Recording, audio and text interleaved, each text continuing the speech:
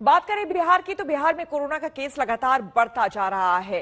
थक हार कर सुशासन की सरकार ने लॉकडाउन पर ऐलान तो कर दिया, लेकिन अस्पताल में इलाज का क्या करेंगे? हमारे संवाददाता मधेपुरा पहुंचे तो देखा कि 800 करोड़ की लागत वाला अस्पताल खुद बीमार है और यहां मरीजों का भला क्या होगा, ये देखिए इस रिपोर्ट में।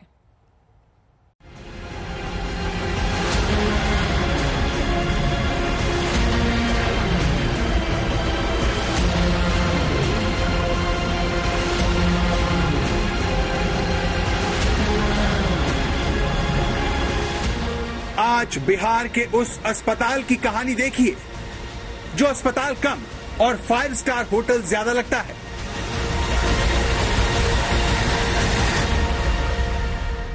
हम इस वक्त मधेपुरा में मौजूद हैं और मेरे पीछे आप जो ये भव्य एक भवन देख रहे हैं, बिल्कुल ये 5 स्टार बिल्डिंग के जैसा आप ये कह सकते हैं ये भवन है।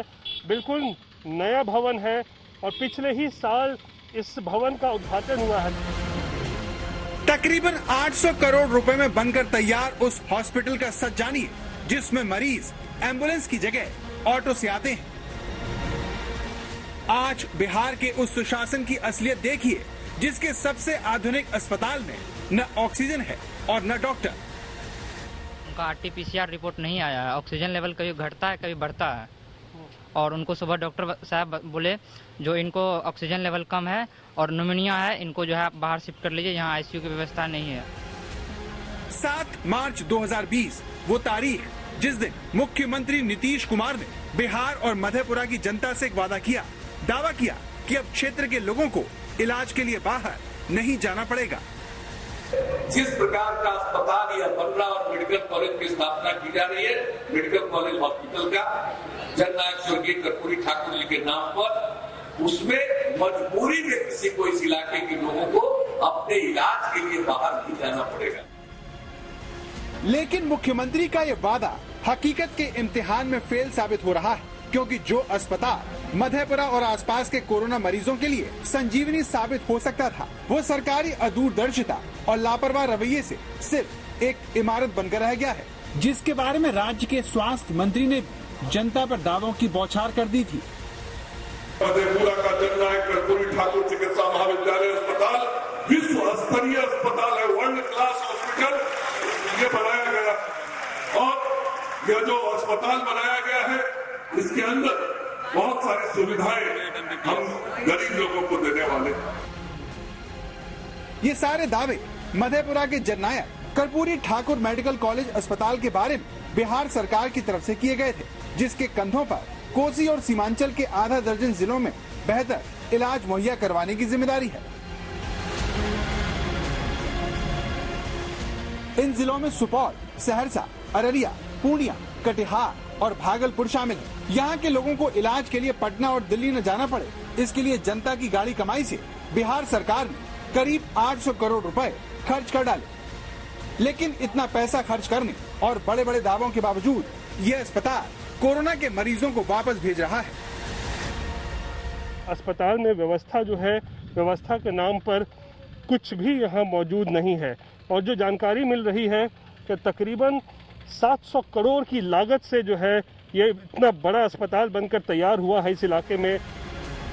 JNK TMCH के नाम से मशहूर इस अस्पताल को नीतीश सरकार ने कोविड डेडिकेटेड अस्पताल घोषित किया, लेकिन इसके अगले ही दिन अस्पताल प्रशासन ने नो ऑक्सीजन बेड का नोटिस चिपकाकर सरकार के दावों की खुद ही पोल खोल दी। आखिर इतने आधुनिक अस्पताल को ऐसा क्यों करना पड़ा, ये जानने के लिए आज तक संवाददाता रोहित सिंह अस्पताल के कंट्रोल रूम पहुँचे। हम इस वक्त कंट्रोल रूम में मौजूद हैं, जो कोरोना वार्ड के मरीजों के लिए यहाँ पे कंट्रोल रूम है। कितने बेड की व्यवस्था की गई है कोरोना के मरीजों के लिए? 820 बेड। 120 जी। नहीं, घोषणा कितने की गई थी? वो तो सर हमको नहीं मालूम है। घोषणा 500 बेड की यहाँ पर व्यवस्था की बात कही गई है सर। हो सकता है, लेकिन अभी ऑक्सीजन जो जितना पाया जा रहा है उसके अनुसार से ही 120 बेड का है ये रखा गया है। अगर नॉर्मल पेशेंट आते हैं जिसको ऑक्सीजन की जरूरत नहीं है, उसको यहाँ भर्ती किया जा रहा है, लेकिन जिसका ऑक्सीजन लेवल कम है और जिसके कारण यहाँ ऑक्सीजन नहीं होने के कारण यहाँ से दूसरे जगह उनको बताया जा रहा है। तो जिस अस्पताल के बारे में नीतीश कुमार का दावा था कि उसके बनने से क्षेत्र के लोगों को बाहर इलाज के लिए भटकना नहीं पड़ेगा। वो अस्पताल मरीजों का इलाज करने में खुद को असमर्थ बता रहा है। यहाँ पर ऑटो में आप देखिए एक मरीज यहाँ पहुँचा हुआ है, दम फूल रहा है। जो परिजन है वो अंदर जाके उन्होंने कहा है कि आइए कोई देखने तो आइए, लेकिन कोई देखने तक जो है यहाँ पर नहीं आ रहा, कोई देखने नहीं सर, कोई नहीं देखने आ रहा। तो क्या करिएगा अभी मरीज का? अब देखते हैं सर, इसके बाद फिर सोचेंगे। कहीं ले दूसरी जगह ले जाइएगा जी, दूसरे अस्पताल ले जाइए, दूसरे अस्पताल ले जाएंगे। सवाल यह है कि जिस अस्पताल को बनाने में 700-800 करोड़ रुपए बहा दिए गए, जिस अस्पताल में 500 बेड हों, वहां मरीजों को भर्ती क्यों नहीं किया जाता? मरीजों को एम्बुलेंस की जगह ऑटो में क्यों आना पड़ता है? इतने बड़े अस्पताल में अपना ऑक्सीजन प्लांट क्यों नहीं बनाया गया? अगर ऐसा किया गया होता तो इस अस्पताल में बेड खाली नहीं होते और मरीज अस्पताल के बाहर दम नहीं तोड़ रहे होते। लेकिन इस अस्पताल को लेकर शिकायत सिर्फ इतनी भर नहीं है। ये बिहार के माननीय मुख्यमंत्री मुर्दाघर बनाने का काम किया है। यहाँ मरीज की इलाज नहीं होती है। अम्बेडकर छात्रावास में जो कोविड पेशेंट है वो रिकवर हो रहा है, मेडिकल कॉलेज से रिकवर नहीं हो रहा। क्यों? यहाँ डेड बॉडी मर क्यों रहा है? क्या कारण है? जांच का विषय है। आप सीसीटीवी कैमरे फुटेज को चेक करवाइए। कोई भी डॉक्टर उसको चेक करने नहीं जाते हैं। ऑक्सीजन लगाने के बाद सब अपने एसी रूम में बैठते हैं और पेशेंट को छूने की हिम्मत नहीं रखते हैं। His oxygen saturation level was 82 on 29th। 30 के रात में उनका ऑक्सीजन सैचुरेशन लेवल 42 चला गया।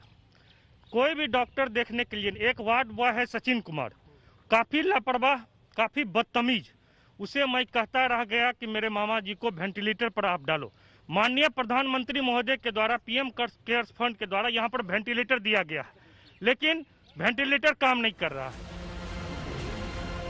सोचिए, जिस अस्पताल के बारे में इतने बड़े बड़े दावे किए गए, उसमें तीमारदारों को खुद वेंटिलेटर खींच कर लाना पड़ता है। आखिर ऐसा क्यों है? अस्पताल प्रशासन क्या कर रहा है? ये जानने के लिए आज तक संवाददाता रोहित सिंह ने अस्पताल के मेडिकल सुपरिटेंडेंट राकेश कुमार को फोन लगाया। Number you are calling is currently switched off. Please try later. जिस नंबर से आप संपर्क करना चाहते हैं वह अभी स्विच ऑफ है। हालांकि थोड़ी देर बाद हमारा अस्पताल के मेडिकल सुपरिटेंडेंट से संपर्क हो गया और वो हमसे बात करने को राजी हो गए। हमें उम्मीद थी कि वो हालात को नकारेंगे, लेकिन उन्होंने जो बताया उससे नीतीश कुमार की सारी पोल पट्टी खुल गई। 500 बेड पहले से यहाँ घोषित है, लेकिन 500 बेड के लिए हमारे पास इंफ्रास्ट्रक्चर जो मैन पावर होना चाहिए अभी तक नहीं दिया गया है। शुरू से ही अभी तक मेरे पास 102 बेड के लिए कोविड का हम लोग इलाज कर रहे थे।